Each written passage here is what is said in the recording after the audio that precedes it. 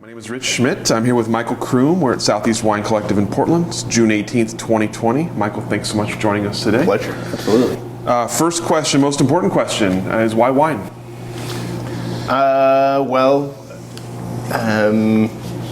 It's a funny question, and of course, the most topical one.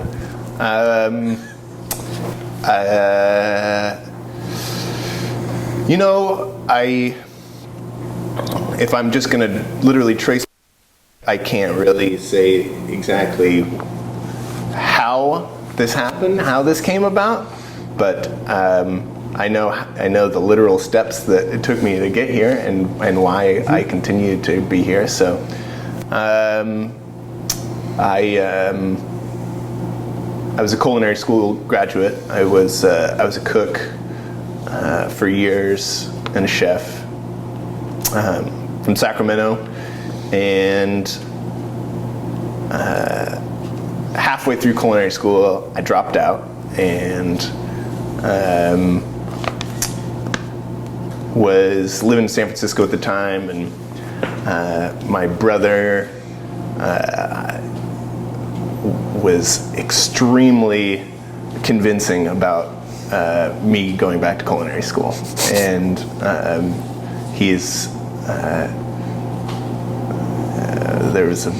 I remember this very intense day with my brother and my father where it was almost like an intervention. Like they cornered me and were like, it's time to finish something in your life. And there's a lot of truth to that and value. So long story short, they got me to go back. So the Culinary Institute of America in Hyde Park, and I went back and finished my studies there. And sure enough, the second to last class of the CIA is a wine intensive. I can only draw the comparison to level one's sommelier certification type of thing. Really broad but detailed wine course, mostly geographical, but tasting 5 to 10 wines every day. And it was told, or kind of passed down from class to class, that this was the hardest class at the CIA, highest failure rate, and for whatever reason, I was never a very studious person, but for whatever reason, it lit this little fire in me, that I had to pass this class, and I really wanted to also. I wanted to prove to myself that I could pass this class that was known to be so challenging. And so, oddly enough, I quit drinking 2 days before this class so that I could really bear down and focus. And at the CIA, it's harder to do than you might think. It's very much a drinking culture there, as you might imagine, lots of cooks and students.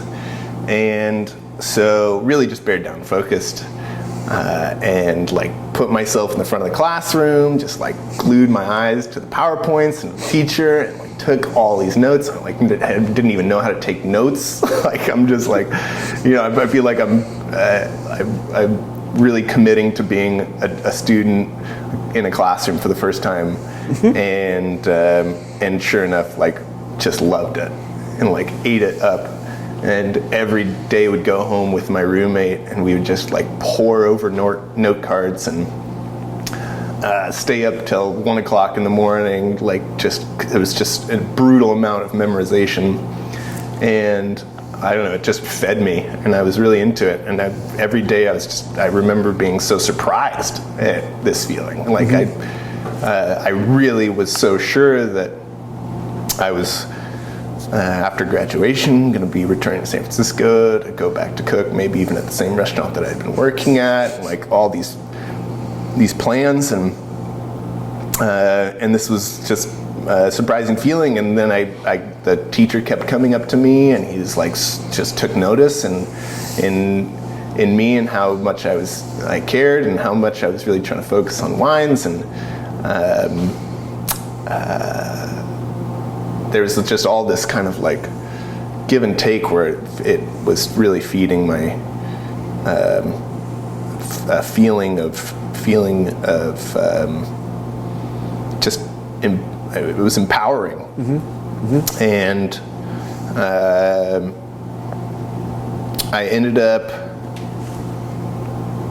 getting the highest grade in the class, and that was also a first, I think, like ever in my entire life. And so I was like, all right, so there's something here. And I didn't know what to make of it. I didn't know what was so interesting about it to me. I just knew that I was interested in it. Like I said, it was so broad. I was just like, what is it about this that is so exciting to me?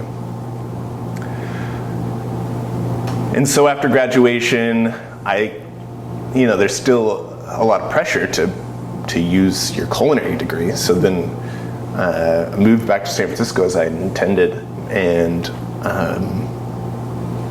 it was just applying all over the place. Had a number of kitchen positions that were offered to me, and I ended up getting kind of a foot in the door as a busser at Michael Mina's Orange 74 in San Francisco, which, especially at this time, early 2010s, not only was it one of the hottest restaurants, but the place to be if you had any, like, if you were really serious about wine. And I didn't know if I was really serious about wine, but I was like, all right, so this is where I'm going to find out. So started working there, and it was, it was almost like this is where I'm supposed to be after graduating in Culinary Institute of America too. It was like, feels like Culinary Institute of America. Then you got to get into the big boys. Like, got to work for Thomas Keller. You got to work for Michael Mina. Like pick somebody big. It was there. You don't go from the Culinary Institute of America and then just go work at a little mom and pop. It was kind of the feeling. And so I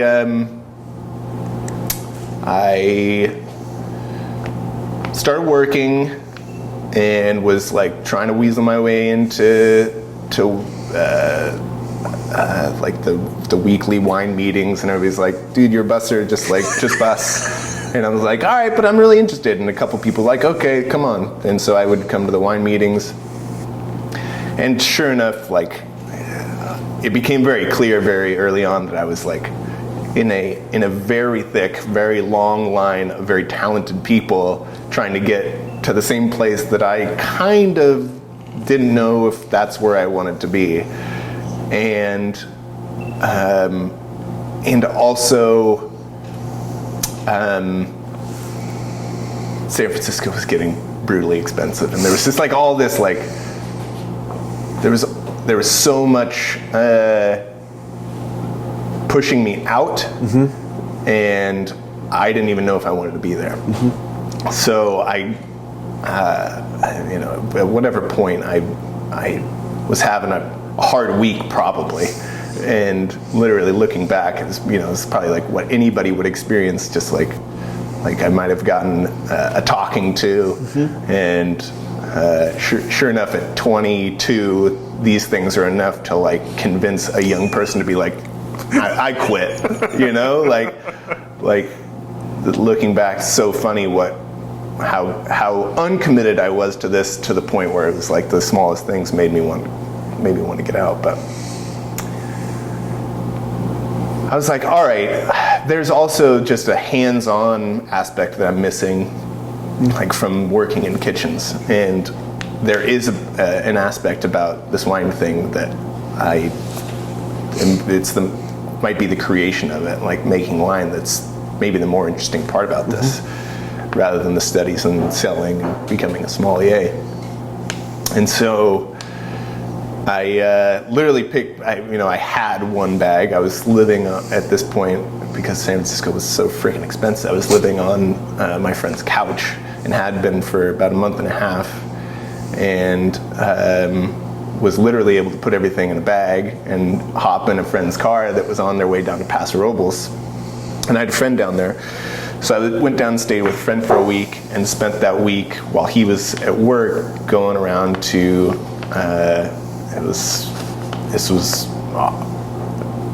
it must have been like late September, early October, and I was going around to sellers just like, hey, is there any chance I could like, come help out like for harvest? And everybody's like, no, we're full. We got everybody we need except for one person. It was a Sextant Winery down in Paso Robles, and they're pretty big. I mean, I think 2012 when I worked for them, they might have done like around 800 tons. So pretty big. Whole Foods at the time, Bevmo, like they had some really big accounts. But I was still one of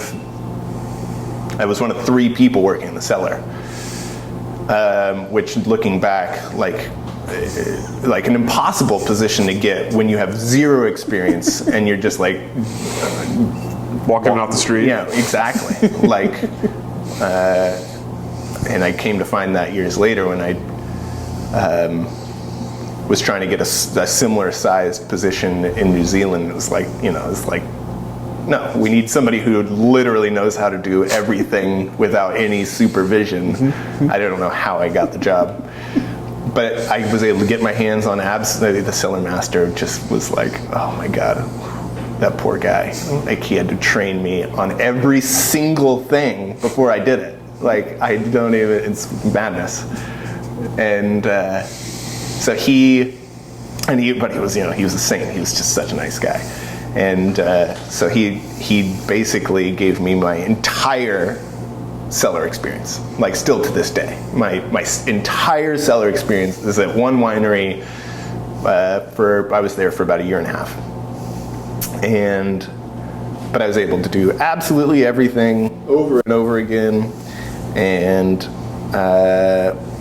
my winemaker, after I had overstayed my welcome at a friend's house once again, which is certainly the pattern at this time.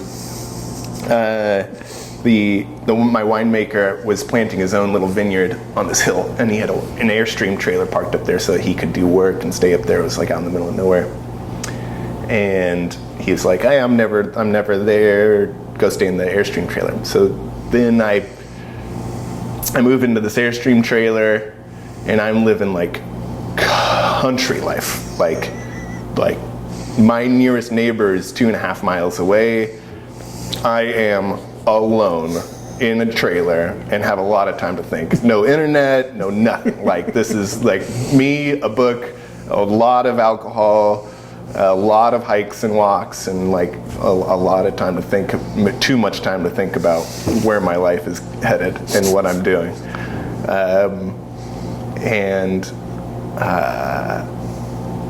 I certainly started to question my path, getting paid $10 an hour with $200,000 in culinary school debt, and what am I going to be, a winemaker? Like there's just so many questions at this point in my life. What the hell am I doing? And sure enough, I talked myself kind of out of it again, and I was starting to date my now wife. At the time, she was living in Los Angeles, getting her feet on the ground in her career. She's a pastry chef, and so there's a lot of time to talk, and she would visit on weekends, and we'd kind of work this through, and we'd explore, like all these ideas and dreams, and just. And at some point, like I got this idea, and at one point, her father, in a conversation, was like, really talked me into the idea that I should be making a lot more money. To keep doing exactly what I'm doing, he just was like, go demand $14 an hour. You should be making $14 an hour. And I was like, yeah, I do. I definitely deserve that. And so literally like the next day walked in and walked to the winery and I was like, hey, I need to be making more money. I need to be making $14 an hour. And if I can't make $14 an hour, I'm gonna have to leave. And he's like, our cellar master makes $13.50. He's like, I'd see you later. It was literally that. And so I was like, oh, okay. Can I keep staying in the trailer? And he was like, sure. And so I stayed in Paso Robles, went and found a job as the head of events chef for a really great farm-to-table restaurant in Paso Robles, and immediately just like switched gears. And now I'm like back in the kitchen world,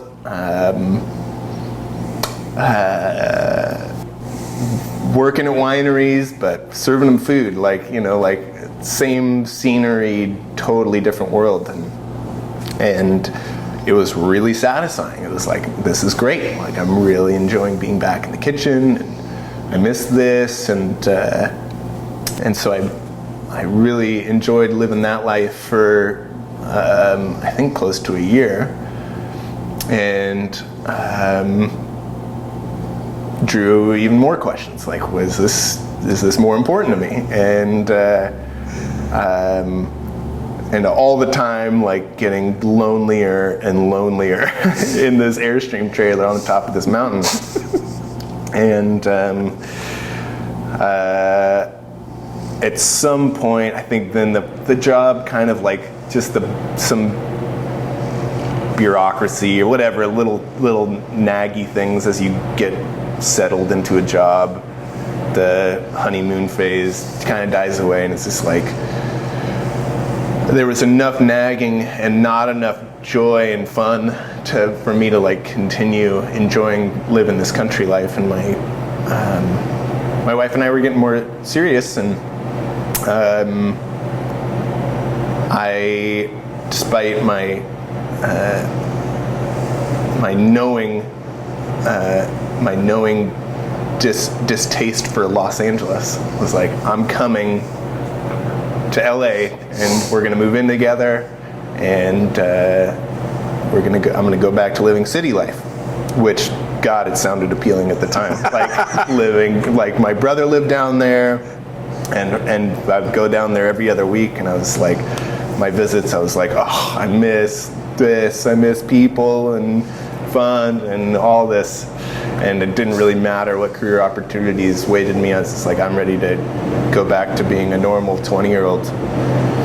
So moved down, and really was, I think I remember in the car on the drive down, like surfing Craigslist for, I think I'd literally just typed in jobs or whatever it was, just wine. It's just like, just searched wine. And it was pretty bleak, except for this one wine sales position for this super tiny, too tiny Argentinian wine importer. And I applied, and he was like, yeah, please. Like, we have gotten no responses to this job. So yes, you just get the job. You don't have to be qualified at all. So I got this job, and I'm like, yes, I've made it. I am a wine salesman for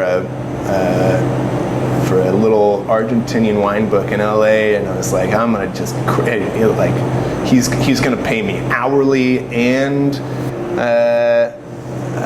whatever the word is, commission. Yeah, commission, exactly. I'm like, I'm gonna just be rolling in it, and like just started hitting the pavement. It was like, oh my God, like just like I would be like, hey, I have a seat. No.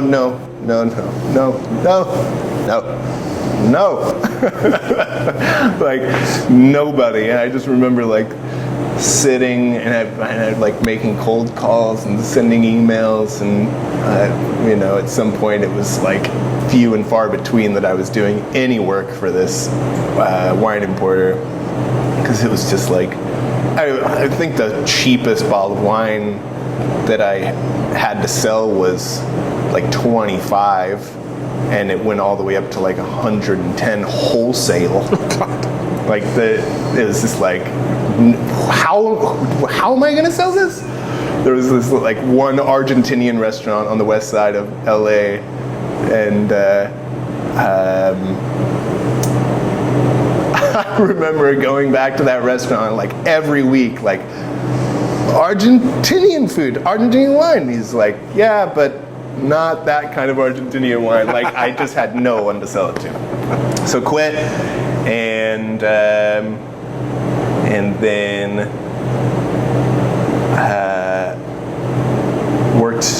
got a job at an ice cream shop. So I was scooping ice cream, and after 2 months, I was like, all right, okay. And my wife was finishing up a job, and we were like, what's next? And we decided we should travel, and we went and worked harvest in New Zealand. We were able to both land a position at a Constellation Brands winery in Marlborough, and we worked the night shift, 7 p.m. to 7 a.m., 6 days a week for 3 months.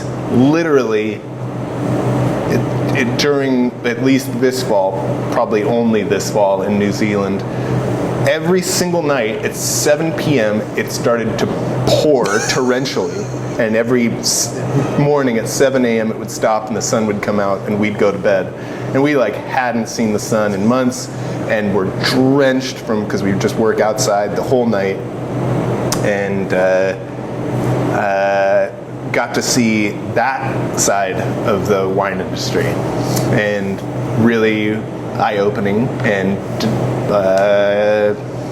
potentially a little discouraging, but and obviously a very different type of harvest. One of 80 harvest hands at this place.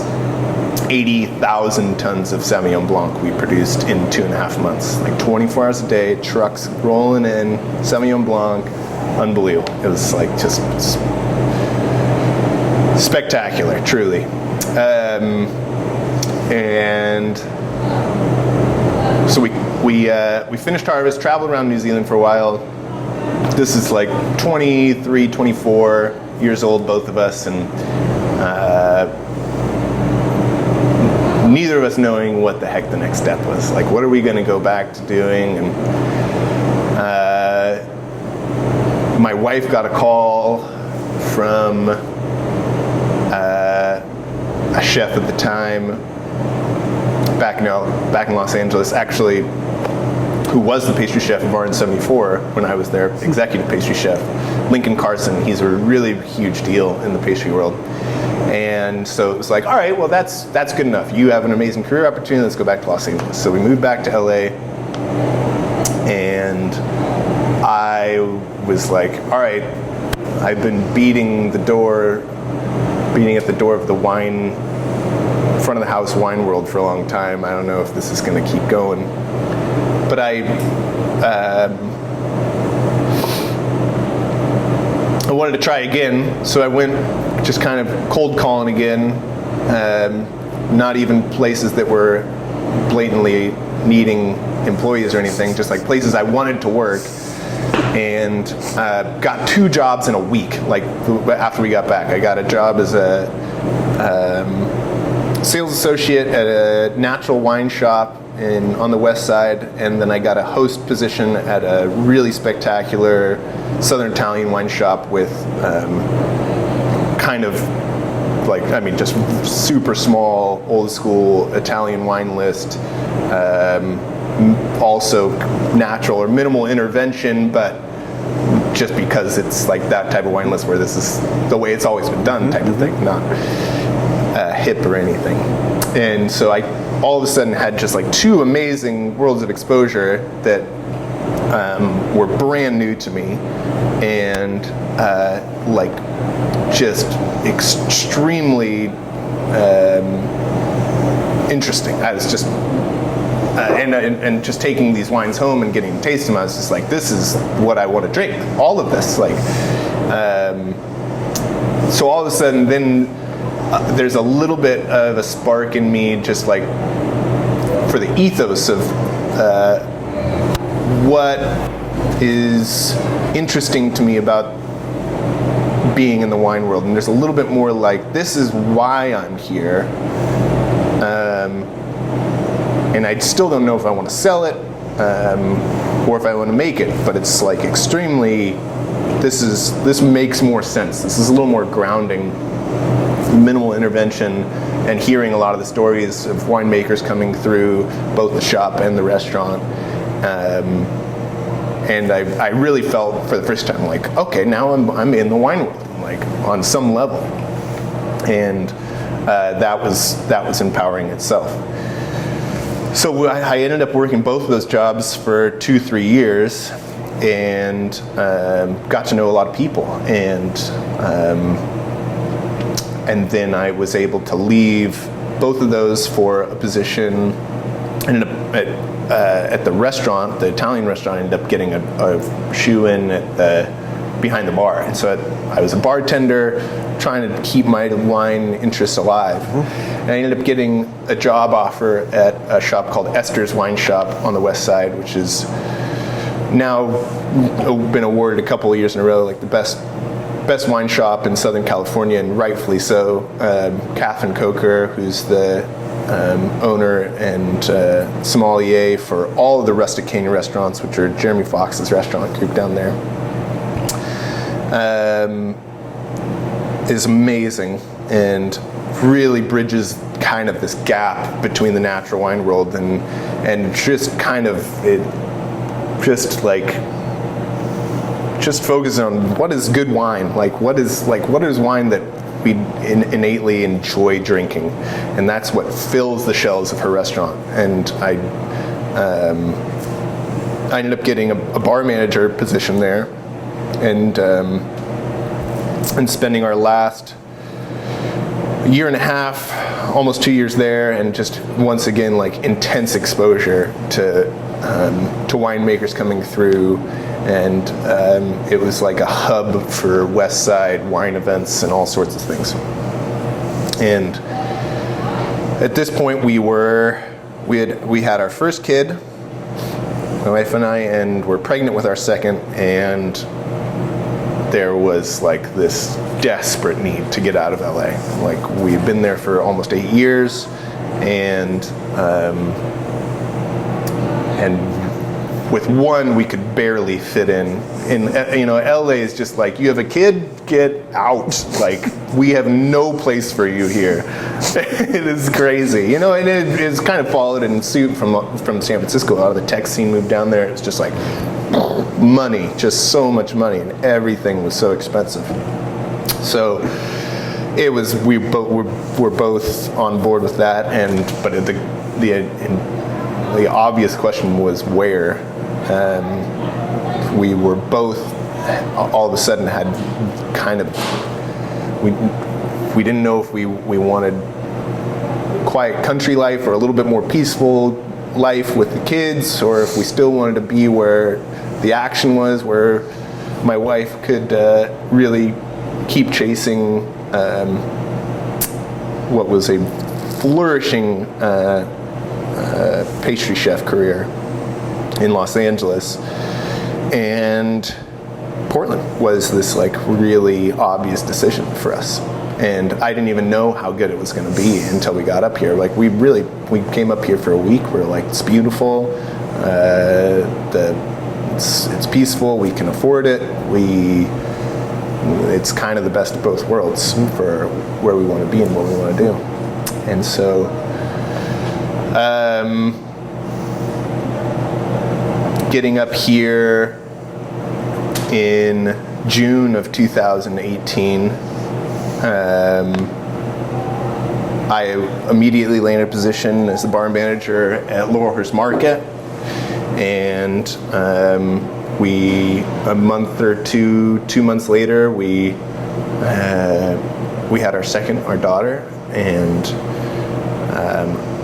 she was born August 6th, and by the end of August, I was like, I hope you don't mind, babe. But I want to keep managing the bar at Laurelhurst Market, and I want to buy a ton and a half of grapes and go try making my own wine, the Southeast Wine Collective. I hope you don't mind if I'm never here for you and our 2 kids. And she's like unbelievably supportive because, I think she just saw that there's a lot of excitement, and that she might have hadn't seen in a while, and just like a little bit of desperation, like I need to keep searching. And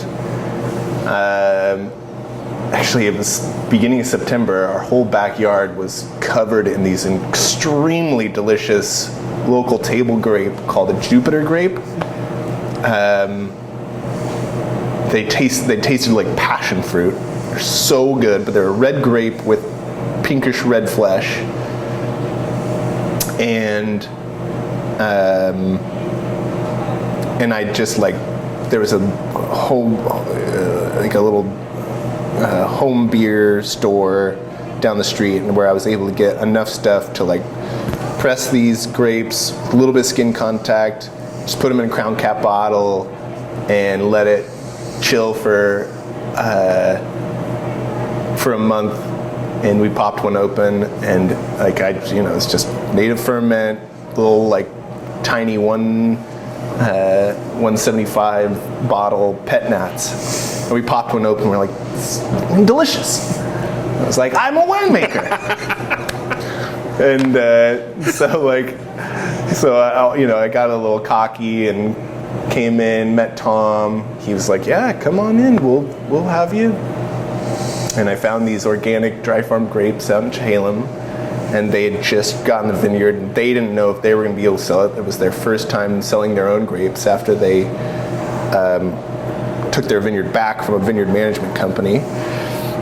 And so they were nervous. They were like, just take them for super, super cheap. And I was like, well, I could actually do this. And so it was just this wild experiment, and needed tons of advice along the way. Thank God for Southeast Wine Collective.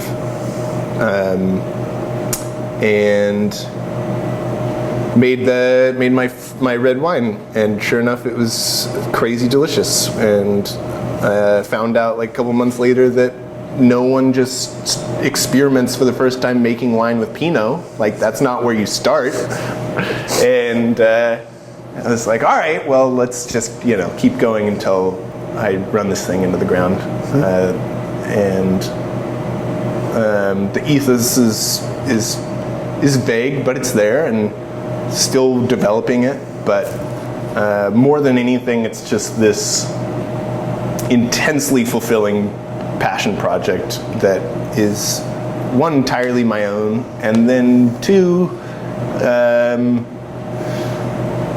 hopefully providing what I always have and will probably always feel like the wine world needs, which is just diversity and just something else, something a little different, and hopefully can continue to honestly find ways of doing that, which is harder than it's the co-ferment thing of combining varieties that may or may not really make sense together. Started with the original vineyard, which was planted to Noir and Gris, and I was like, well, that does kind of make sense, and I do want to make that. This last year, adding the Chardonnay, Gruner, Albarino was kind of more like, let's see how renegade-y I could be. But it works, both kind of, for me at least, mentally, the idea of these varieties going together, and certainly drinking it, it makes sense. But I do foresee some challenges of continuing to find those co-ferments that honestly are things I am excited to do without it starting to feel like I'm just combining varieties because that's sort of what people expect out of my wine label. But I don't want it to become that. So I'm sure that there will be single variety expressions of certain things. Depends on what I can get my hands on, especially this year. Mm-hmm. It's going to be a really weird, wild year. But I'm just sort of taking it one step at a time. And much like how I got here, I'm just sort of listening and watching my path. Mm-hmm. And trying not to panic, trying to stay in the moment and in the day, and if it works, it works, and just respecting that. Mm-hmm. So that's sort of how I've gotten to at least this place, and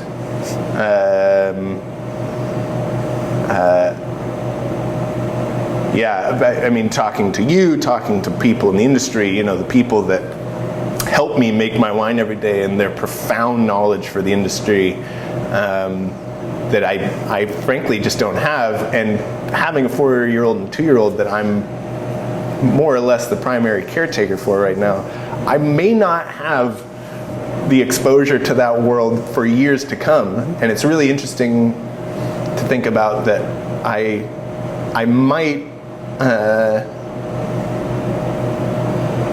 get like years and like many vintages under my belt before I really have any connection to the Oregon wine world. Like really, I have my time and my ability is like surfing wine business classifieds and like seeing what grapes are out there and making quick hour runs to go buy used barrels and like scraping up what other people have deemed junk and like trying to use it to further this project.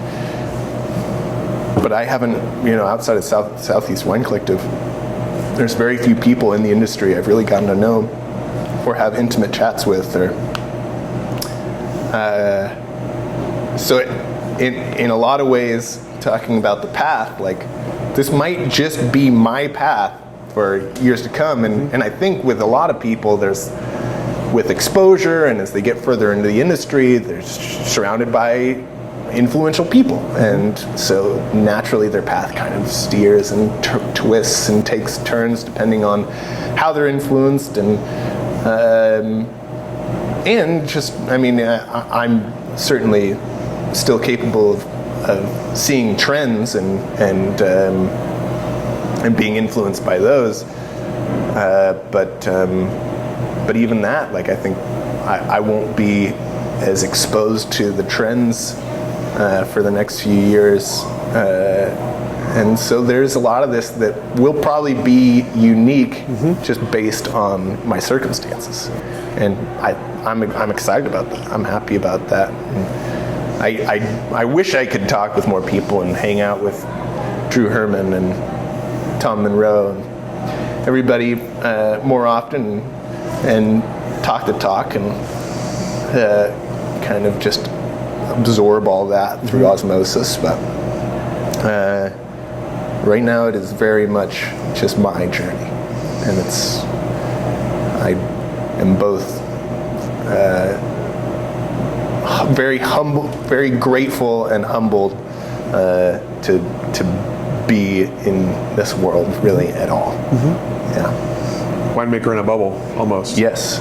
So tell me about as you decided, after you had your backyard wine and decided you were a winemaker, tell me about designing the label, designing your name, coming up with how you wanted to express your wine to be expressed artistically. Well, it was it was a bumbling thing. It was way harder than naming my children. It was like, this kept me up at nights. Like, this is going to be the thing. I named this one time, and and designed this one time. And I am, especially working in front of the house down in Los Angeles, and I felt very aware of how intensely important branding was. I felt like the quality of the wine and how it was branded were oftentimes two totally separate things, and both had different paths and ways of it being sold. And I really wanted both to stand for themselves, but somehow integrate them.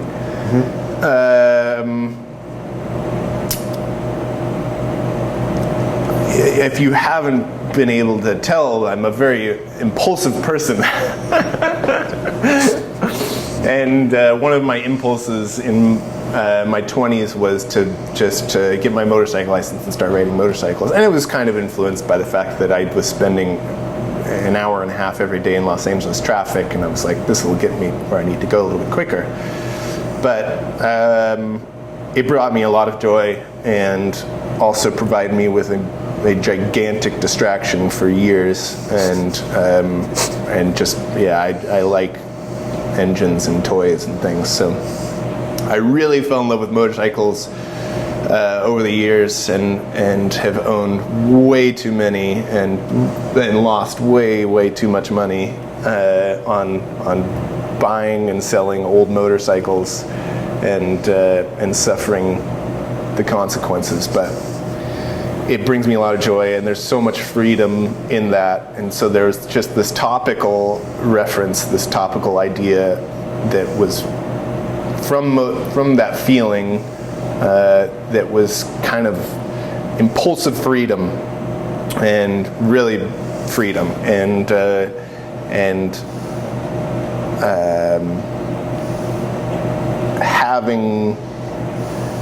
being able to make these types of leaps and sort of land on my feet, and hopefully inspiring people on some level as this develops to trust their path, and to trust those dreams that they always think about, that they always are like wondering, could I do that? To actually just get out there and just start trying and see what happens, and letting things unfold rather than keep nagging. So it's just sort of this topical reference of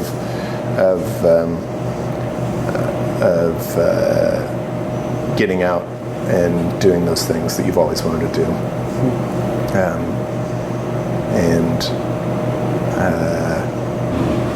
When I first, was also like this reference to just what I felt like I had heard from so many people in the wine industry about making wine naturally, or native ferments and low sulfur. So many people that are so discouraging towards that, just talking about the quality and stuff. And I felt like the same thing when I started riding motorcycles. So many people discouraging you and telling you not to do it, and to just kind of get it, just start and feeling the wind in your face type of thing. There's a little bit of that for both. A little bit of just like feeling nature hit you in the face. It's cool. So thus, open face as the name. Is in the motorcycle helmet, just like taking the cover off. And we were talking as we got here a little about the label designs. Tell us a little about that process as well. Yeah, so Kim Parks, spectacular graphic designer here in town. I owe her. It's all relative, but I genuinely feel like I wouldn't be here without her, and her incredible ability to take my fumblings and bumblings of what a label and branding is going to be, and actually turn it into something beyond what I could have ever expected. And she just continues to really put her best foot forward for me and for us. I hope that this really is as inspiring to her as it's been to me. So, just from literally like a Google imaging picture of some jackass riding a motorcycle with some pretty colors around it to like getting to this thing with it that feels honest and natural and free flowing. It was interesting to me you were talking about your kind of path in and how kind of narrowly focused it's been. Tell me about this place and about working with people here and in the space here, and how since this is kind of your main connection to the industry. Right, and generally my interactions with the other winemakers are also limited because one, I'm always on a time constraint, or have been up to this point, where I have this finite amount of time. I'm always like gotta do the work, get out, and I usually get to have a little bit of small chat with other winemakers, but hopefully in the coming years I also just get to have more interactions with winemakers here. But my closest confidants are Tom and Drew and Kate and Alex. They're talking about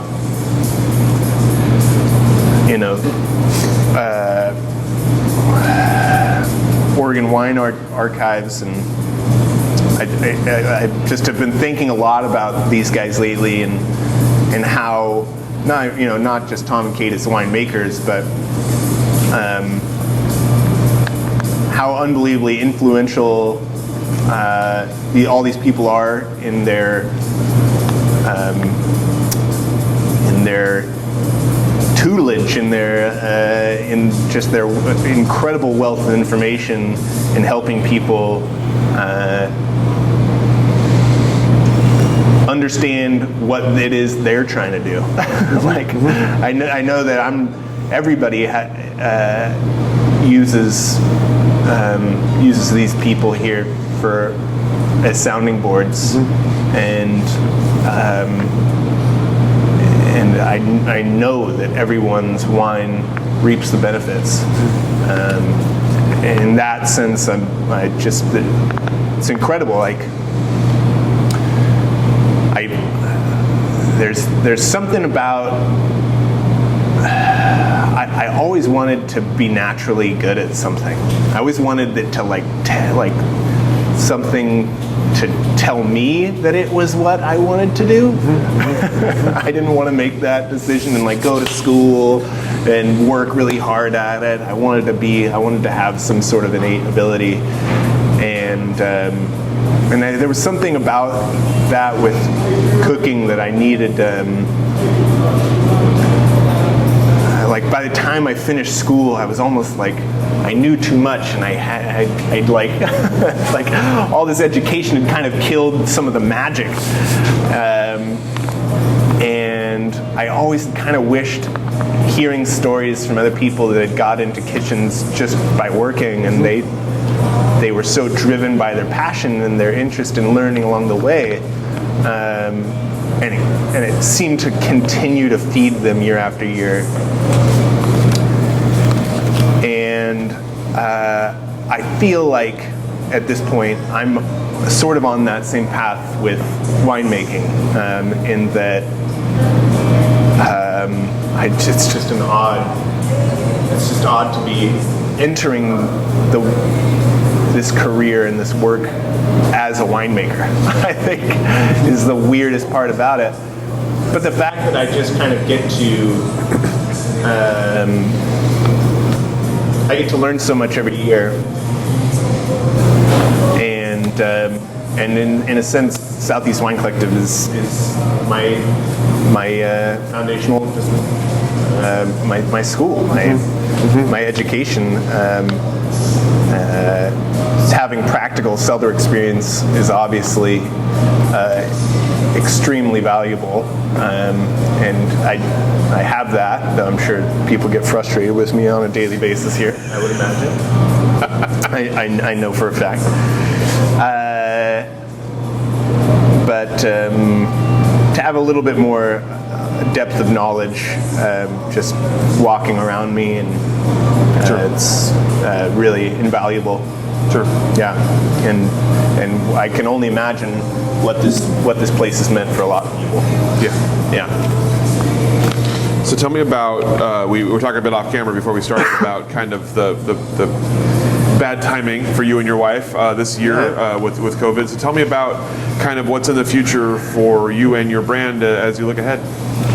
Well, it's a funny thing to be where I am, as it's not going to kill me as much as it's going to hurt other people. Like, I still, hopefully, if everything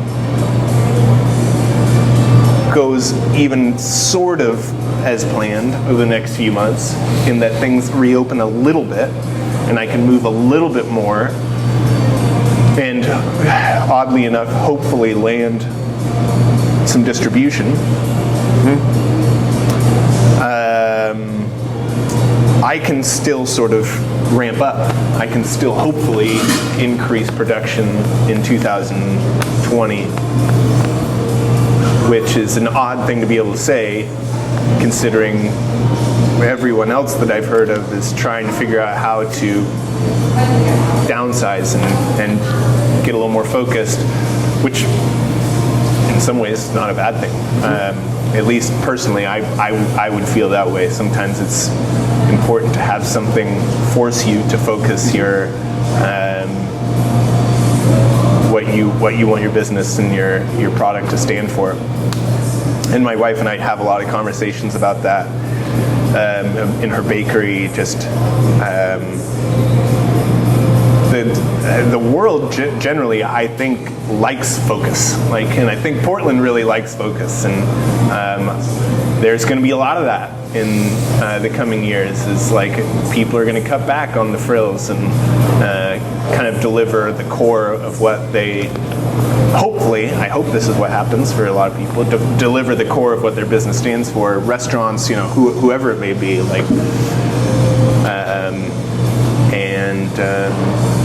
and Portland's good at that.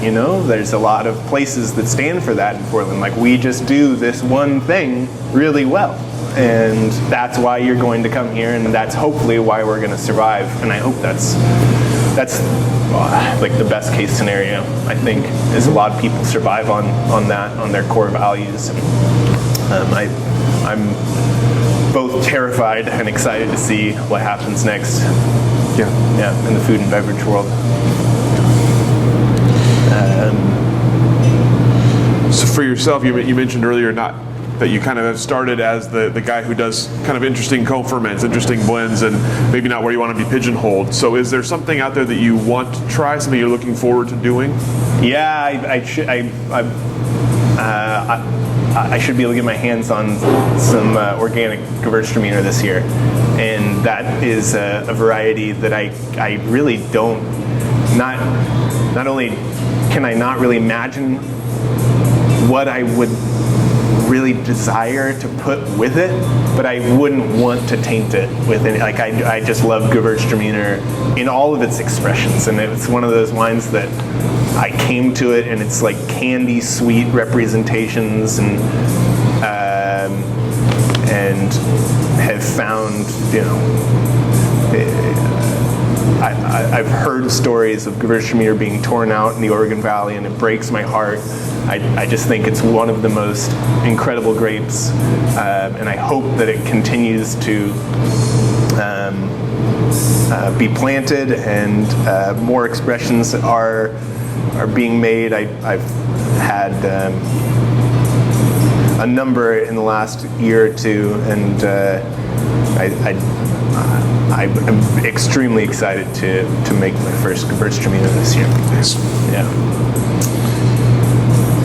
Okay, last question for you, and it's interesting your answer to this because of your background. You've had all these different kinds of wine experiences, and you've kind of dipped your toe into a lot of places. So, from your experience, what is wine's role in society?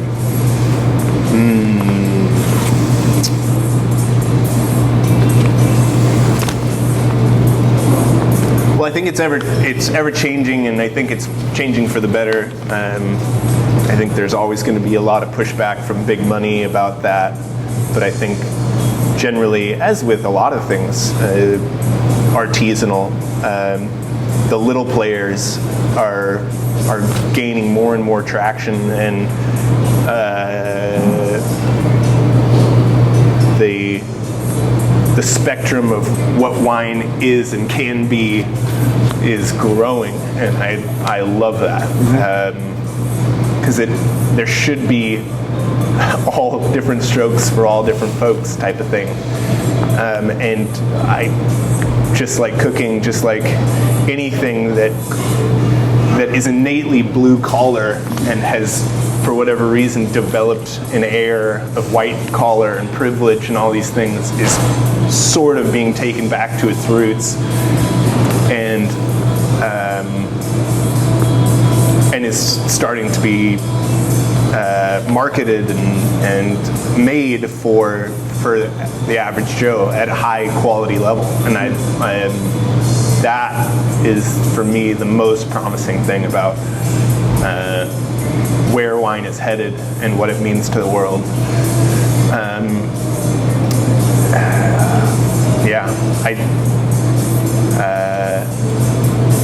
I hope I can continue to be that. That's going to also be the goal, is that I never have to sacrifice quality to be able to get it to the people who I want drinking it. And there's a lot of hurdles in that regard, and what wine looks like and how it's supposed to be on both levels. And I hope to continue, especially working with Kim in branding, to kind of bridge that gap, that I can sell the wine for what I need to sell it, to make a buck, but hopefully get to do more things, like starting, this year I started with screw caps, and I hope to one day be able to get into boxing and bagging, and like finding ways of cutting my costs and making the wine